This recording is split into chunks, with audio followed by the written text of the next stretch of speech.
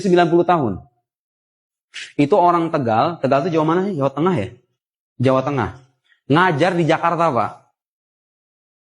Kebayang nggak perjalanan berapa jam itu? Sekitar 4 jam naik mobil dari Tegal. Jadi beliau berangkat nih misalnya ke Jakarta 4 jam. Duduk di daerah Pisangan. Sampai sekarang masih ngajar.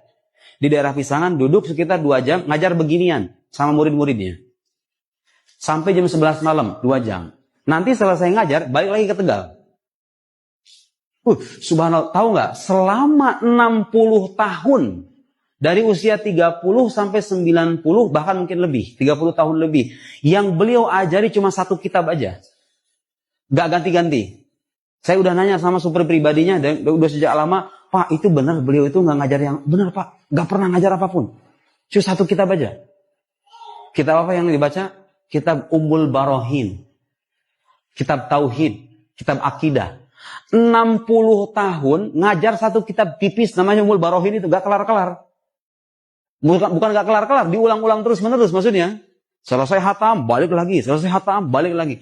Itu yang sekarang jadi murid-murid beliau, itu adalah anak cucu keturunan dari murid-muridnya terdahulu.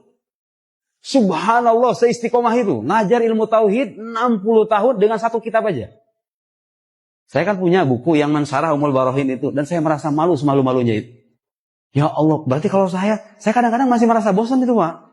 Udah saya tulis, udah saya jelasin. Ngapain dijelasin lagi? Kadang-kadang kalau kita punya perasaan begitu. Subhanallah, beliau 60 tahun lebih ngajarin kitab itu. Ummul Barohin yang punya Imam Sanusi itu. Punya Imam Sanusi. Ummul Barohin. Itu nggak tahu, ditanya sama-sama orang muridnya. Kenapa Pak Kiai ngajar ini itu nggak selesai-selesai kita ngaji itu? Jawaban beliau apa coba, Pak? Kita ini lagi latihan ketemu sama malaikat. Jawabannya begitu, Bu. Kita ini lagi latihan sebelum ketemu sama malaikat. Kan kalau udah ketemu sama malaikat, kita udah mati, pertanyaan pertamanya tentang tauhid. Man Rabbuk, siapa Tuhan kamu? Kamu belajar akidah Tuhan apa enggak? Kalau enggak belajar, khawatir enggak bisa jawab. Sampai 60 tahun lebih. Sampai sekarang orangnya masih sehat. Dan saya meyakini itu sebagai wali Allah Subhanahu wa Ta'ala. Karena gak banyak orang bisa begitu, Pak. Serius, saya sampai tercengang gitu. Mendengar kisah dari murid-muridnya. Sampai ngajar rela beratus-ratus kilo gitu kan. Habis itu pulang lagi. Hanya karena ingin mengajari kitab Tauhid Ummul Barohin itu. Subhanallah, Kiai Ashmawi. Orang-orang kayak kita kadang-kadang usianya udah 60, 70. Gak pernah belajar akidah. Coba itu lihat. Kadang-kadang cara beragama kita itu terbalik. Kita mengiranya beragama itu hanya sebatas sholat, Allahu Akbar, puasa waktu Ramadan, haji, umroh, selesai. Oh, salah. Itu bagian dari agama. Salah satu bagian dari agama itu. Tapi yang paling mendasar dalam agama kita itu akidah yang menjadi asas dari amal soleh itu. Kalau kita Allahu Akbar sholat, Allahnya nggak pernah dikenal, nggak pernah dipelajari, ya ibadah kita bisa tidak bermakna. Iya kan? Nah, itu juga yang kadang-kadang wajib. Sebetulnya ibu ini punya kewajiban ngajari sama anak. Nah, Allah yang kita sembah itu Tuhan yang 1, 2, 3, 4 begini penjelasannya. Tuh.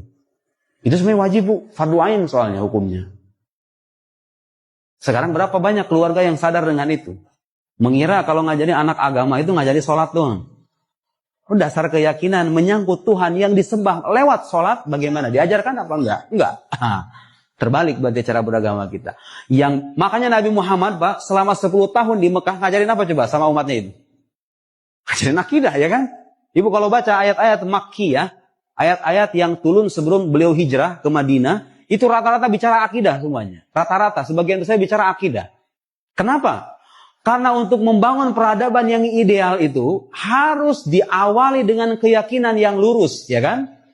Ibu bisa bayangkan, orang yang hidup dengan akidah bahwa dunia ini adalah yang sesungguhnya, nggak ada alam akhirat, dengan orang yang hidup dengan akidah bahwa dunia ini hanya sementara, kita akan ketemu sama Tuhan kita. Itu beda hidupnya, Pak. Betul nggak? Beda hidupnya. Cara dia hidup itu beda. Cara dia memanai harta itu akan beda. Cara dia memajukan peradaban juga akan beda.